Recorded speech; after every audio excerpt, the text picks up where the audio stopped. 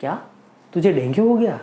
अरे कोई बात नहीं, घर पे बैठ, आराम कर और दवाई ले ले, अच्छा हो जाएगा, कहीं दिखाने जाने की ज़रूरत नहीं है। अरे तुझे मलेरिया हो गया? कोई बात नहीं, मेडिकल स्टोर से दवाई ले ले और आराम कर, कहीं दिखाने जाने की ज़रूरत नहीं है। No, don't make such mistakes ever. और हाँ, don't fall into any of these rumors. Hello guys, this is Dr. Jai. I am a consultant physician, diabetologist and a critical care specialist, and you are watching Doctor Plus, where I'll be a doctor plus something more, and we'll be talking everything about good health and everything good about health.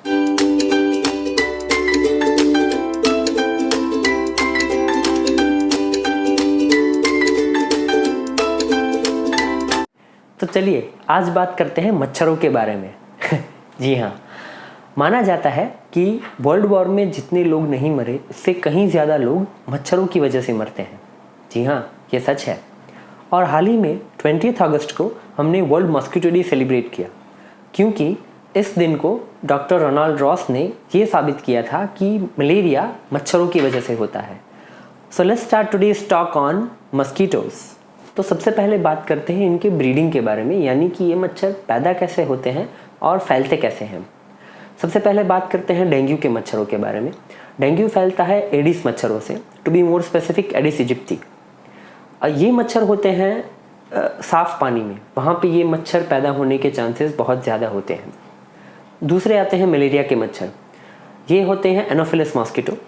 Anopheles mosquito होते हैं सबसे ज़्यादा गंदे पानी में। तो अब बात करते हैं एक और पॉइंट की जो बहुत इम्पॉर्टेंट है। ये दोनों मच्छरों को पानी के अलावा एक और फैक्टर भी बहुत मदद करता है। ये फैक्टर है स्थिर पानी या स्टैग्नेंट वाटर। इसका मतलब कि कम से कम 48 से 72 घंटे तक अगर पानी स्थिर रहता है या स्टैग्नेंट रहता है, तब भी जाके इसमें मच्छर अपने अंडे देंगे या अपने ब्रीडिंग साइट्स बना पाएंगे। तो ये पॉइंट जानना बहुत ज़रूरी है। ज़रूरी क्यों है ये मैं आपको वीडियो में आखिर में बताऊंगा, लेकिन ये जानने के लिए वीडियो में आखिर तक बने रहिए। तो आज हम बात करेंगे मेन दो बीमारियों के बारे में। ये है डेंगू और मलेरिया। डेंगू और मलेरिया मेन इसलिए हैं बिकॉज इसमें कॉम्प्लिकेशंस के चांसेस ज़्यादा हैं, मोर्टालिटी यानी डेथ रेट के चांसेस ज़्यादा हैं और इसके केसेस भी बहुत ज़्यादा होते हैं। डेंगू का दूसरा नाम है ब्रेक बोन फीवर यानी हड्डी तोड़ बुखार। जी हाँ, इसमें हड्डियों में, जोड़ों में या बॉडी में इतना दर्द रहता है कि मानो हड्डियाँ टूट गई हों। इसके कॉमन सिम्टम्स हैं ठंड लग के बुखार आना, बदन दर्द, पेट दर्द, सर दर्द, आँखों में दर्द और भूख कम लगना और बहुत ही सीवियर वीकनेस यानी कमज़ोरी। और इसके मेजर कॉम्प्लिकेशंस हैं डिहाइड्रेशन यानी शरीर में से पानी कम हो जाता है। दूसरा है हाइपोटेंशन यानी ब्लड प्रेशर बहुत ड्रॉप हो जाता है। मल्टीपल ऑर्गन फेलियर यानी एक से ज़्यादा ऑर्गन्स यानी कि किडनी, ब्रेन, हार्ट, लंग्स, इसमें से किसी भी ऑर्गन का, 2 से ज़्यादा ऑर्गन का काम करना बंद हो जाता है, जिसे हम कहते हैं मल्टीपल ऑर्गन फेलियर, एंड इसकी वजह से पेशेंट की मौत होती है। तो ध्यान रखना डेंगू में इसलिए ज़रूरी है क्योंकि ये जो कॉम्प्लिकेशंस के चांसेस हैं वो दूसरी बीमारियों की कंपैरिजन में डेंगू में और मलेरिया में थोड़े ज़्यादा होते हैं। लेकिन हाँ, थोड़ा ध्यान रखने पर और जल्द से जल्द ट्रीटमेंट मिलने पर ये सारे कॉम्प्लिकेशंस को अवॉइड किया जा सकता है। अभी हम ये जानेंगे कि किन पेशेंट्स को रिस्क ज़्यादा है, मतलब हाई रिस्क पॉपुलेशन कौन सी है। डेंगू के लिए हाई रिस्क पॉपुलेशन है बच्चे। जी हाँ, 10 से 15 साल तक के बच्चों को खास करके डेंगू की वजह से ज़्यादा रिस्क रहता है। यानी अगर बच्चों में डेंगू पाया जाए तो उन्हें जल्द से जल्द एडमिट करवाना और जल्द से जल्द उनकी ट्रीटमेंट चालू करवाना बहुत ज़रूरी है। और दूसरा रिस्क ग्रुप है एजड पेशेंट्स, यानी 70 प्लस 80 प्लस की एज के अगर पेशेंट्स हों उनको रिस्क ज़्यादा है। या तो ऐसे पेशेंट्स जिनकी दवाइयों की वजह से या कोई बीमारी की वजह से इम्यूनिटी कम हो गई हो। ये पेशेंट्स ऐसे होते हैं जिन्हें कैंसर हो या फिर वो लंबे टाइम से हाई डोज स्टेरॉइड्स पर हों। तो ये पेशेंट्स की इम्यूनिटी लो होती है और इन दीज पेशेंट्स डेंगू की वजह से कॉम्प्लिकेशंस के चांसेस बहुत बढ़ जाते हैं। So the take home message for dengue is, dengue के केस में खास ये बात ध्यान रखेंगे कि जैसे ही डेंगू पाया जाए हॉस्पिटलाइजेशन बहुत ज़रूरी है, खास करके हाई रिस्क पेशेंट्स में, जो अभी हमने बात की, बच्चे, बुज़ुर्ग और जो ये पेशेंट्स जिनकी इम्यूनिटी कम हो। दूसरी बात ये है कि 15 से 60 साल के पेशेंट्स में हॉस्पिटलाइजेशन के लिए हम वेट कर सकते हैं, थोड़ी राह देख सकते हैं, लेकिन उनमें ऑब्जर्वेशन बहुत ज़रूरी है। ऑब्जर्वेशन ये बात का कि उनके प्लेटलेट काउंट कितने हैं। तो अगर ये प्लेटलेट काउंट कम हो जाए तो ब्लीडिंग के चांसेस रहते हैं, या तो अपने आप ही ब्लीडिंग हो जाता है, या तो कोई छोटी मोटी इंजरी हो जाए तो ब्लीडिंग बंद नहीं होता है। तो ये अगर कॉम्प्लिकेशन चालू हो तो ये केसेस में इन्हें सीरियस माना जाता है। अगर प्लेटलेट काउंट 1 लाख से कम हो, यानी 1 लाख से कम हो, तो उन्हें भी एडमिट करना ज़रूरी है।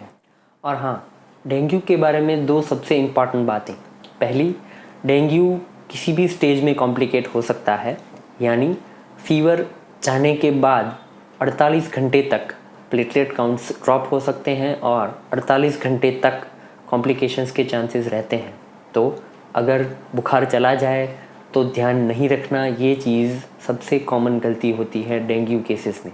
डेंगू में अगर कोई भी स्टेज में ब्लीडिंग चालू हो, यानी मुंह में से, नाक में से, यूरिन में से, स्टूल में से, कहीं से भी कोई भी स्टेज में ब्लड आना चालू हो, रेडनेस आना चालू हो, तो वो stage irrespective of platelet count बाहर से प्लेटलेट चढ़ाना ज़रूरी है और इस केस में हॉस्पिटलाइजेशन ज़रूरी है। ये पेशेंट्स घर पे रह के मैनेज नहीं हो सकते।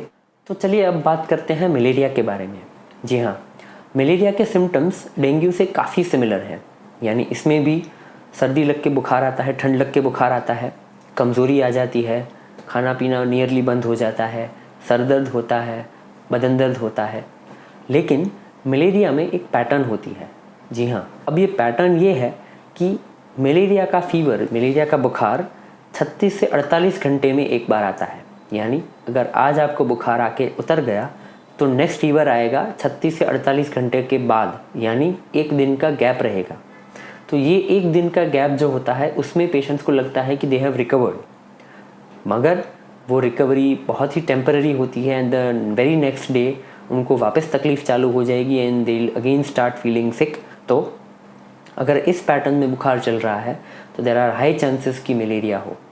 दूसरी बात जो डेंगू और मलेरिया के बीच में बहुत स्पेसिफिक है वो ये है कि मलेरिया में हेडेक यानी सर दर्द बहुत ही प्रोमिनेंट होता है।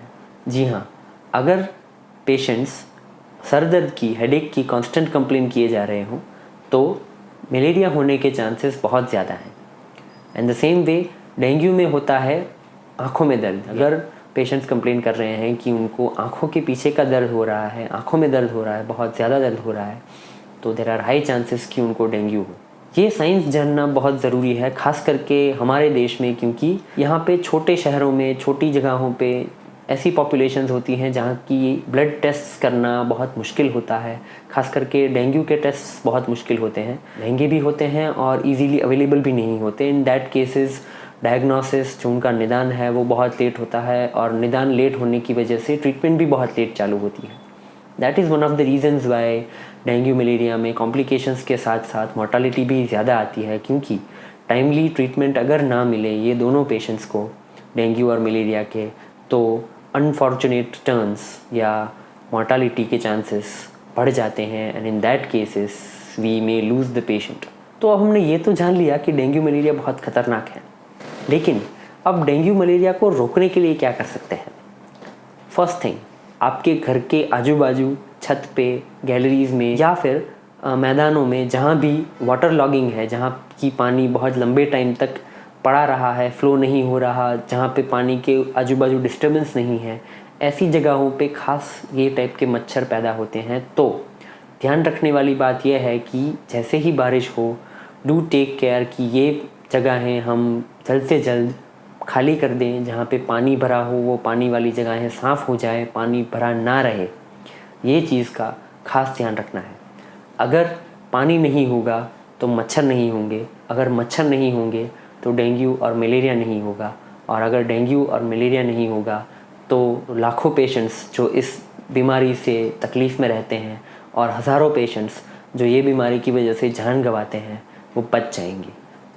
तीसरी चीज़ जो ध्यान रखने वाली बात है वो ये है कि ये सीज़न में, मानसून में खास करके, अगर आप हैंड्स एंड लेग्स कवर्ड करके रखें तो सबसे बेस्ट थिंग है, या फिर मॉस्किटो रिपेलेंट्स आप लगा सकते हैं, ऐसी क्रीम आती है जिससे मच्छर दूर रहे और ऐसी जगहों पे ना जाएं जो अपेरेंटली अनहाइजीनिक है, यहाँ यानी कि जहाँ पे सफाई नहीं है। ऐसी जगहों पे मच्छरों को पाने के चांसेस बहुत ज़्यादा हैं और इन केसेस में आपको मॉस्किटो बाइट होने पे डेंगू और मलेरिया होने के चांसेस बहुत बढ़ जाते हैं। दूसरी चीज़ हम ये कर सकते हैं मच्छरों से बचने के लिए कि ऐसा नहीं है कि मच्छर सिर्फ रात में ही काटते हैं। जी हाँ, डेंगू के मच्छर, जिसे हम टाइगर मॉस्किटो भी कहते हैं, ये मच्छर दिन में भी काट सकते हैं। इन्हें आइडेंटिफाई करना आसान है क्योंकि इनके बॉडी पे यानी इनके शरीर पे वाइट कलर के और ब्लैक कलर के स्ट्राइप्स होते हैं। तो अगर ये मच्छर पाए जाएं तो इनका ब्रीडिंग साइट ढूंढना भी इतना ही ज़रूरी है और वो ब्रीडिंग साइट ढूंढ के इन्हें साफ़ करना और इन मच्छरों को मारना भी इतना ही ज़रूरी है। लेकिन ये मच्छर दिन में काटते हैं, इसका मतलब ये नहीं कि आपके घर में ही मच्छर हों। जी हाँ, ये मच्छरों की फ़्लाइट रेंज यानी कि उड़ के कहाँ तक जाते हैं और कितने कितने रेंज में काट सकते हैं, इसकी भी रेंज है। ये रेंज है 400 मीटर से 500 मीटर यानी आधा किलोमीटर तक ये मच्छर फैल सकते हैं। तो आपके घर से आधे किलोमीटर दूर भी अगर कोई ब्रीडिंग साइट है, फिर भी पॉसिबिलिटी है कि आपको मच्छर काटेंगे। और दिन में काटने वाले मच्छर, आप बाहर जाओगे, लिफ्ट में जाओगे, घूम रहे हो, कहीं चल फिर रहे हो, in that cases also these mosquitoes can bite you. So these were the 3 things we have to keep in our mind to keep ourselves safe from dengue and malaria. लेकिन अगर ये चीज़ ध्यान रखने के बाद भी अगर डेंगू या मलेरिया हो जाता है तो क्या करेंगे? First thing that you have to do is as soon as you develop symptoms, consult a physician और बच्चों के लिए consult a pediatrician as soon as possible. जी हाँ, खास करके मानसून सीज़न में आप बीमार पड़ते हैं तो चांसेस हैं कि डेंगू या मलेरिया हो या फिर उनसे रिलेटेड बीमारियां हों। In any case consulting a physician और consulting a paediatrician for children is very necessary to avoid complications. क्योंकि अगर मेरी बात माने तो डेंगू और मलेरिया से बचना बहुत आसान है। हम कोविड से बचने की ट्राई करते रहते हैं जबकि कोविड का वायरस कभी दिखने नहीं वाला। जी हाँ, कोविड में इंटर ह्यूमन ट्रांसमिशन भी होता है, यानी कि एक इंसान से दूसरे इंसान में बीमारी फैलती है।